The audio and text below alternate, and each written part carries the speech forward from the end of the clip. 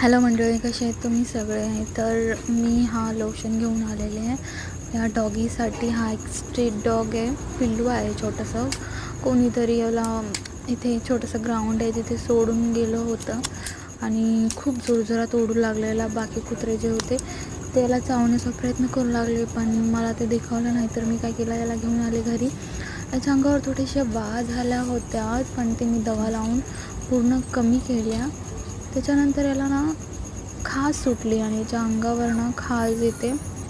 तो खाजून घेते आणि तर केस पण गळतात आणि स्किन थोडीशी लाल लाल होते. तर मी गेले होते पेट्सच्या दुकानामध्ये, तर त्यांनी मला हे लोशन दिले लावण्यासाठी आणि ते मी त्याला लावत आहे. ह्याच्या अगोदर मी घरेलू उपाय पण केले. ते काय असते ताक, ते पण लावल्याच्या अंगावरती आणि अंघोळ पण वाळली. निंबाच्या झाडाच्या पत्त्याच्या पानाने पाणी गरम करून, तर तेवढा काही फरक वाटत नव्हता. उद्या अजून एकदा याला अंघोळ वाढणार आहे त्याच पाण्याने, त्याने फरक पडतो असं मी ऐकलं यूट्यूबवरती.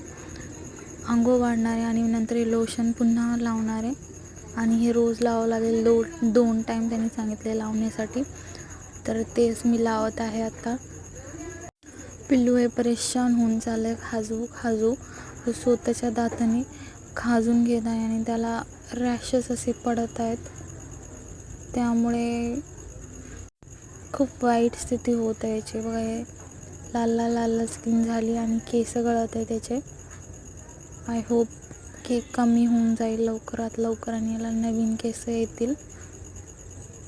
तो तुम्ही पण याच्यासाठी थोडंसं प्रे करा. हे बघा, केस गेलेले आहेत त्याच्या इथे आणि माने खाली पण लाला झाले, केस गेलेत. पण लावून घेते व्यवस्थित हे लोशन. त्याला पण आवडलं वाटतं लोशन. हे जास्त काही सत्वत नाही लावताना, लावून घेते व्यवस्थित. आणि हे डॉग खूपच हुशार आहे. सुसू आणि सुसू वगैरे सगळं बाहेर करते आणि वेगळ्या जागी जाऊन करते. जिथं बसते तिथं काही घाणच करत नाही आणि दिलं ते छानपैकी खाते पण हे जे याला झाले ना, खाज सुटले ना, याच्यामुळे परेशान आहे खूप जास्त. आय होप कमी होऊन जाईल लवकर.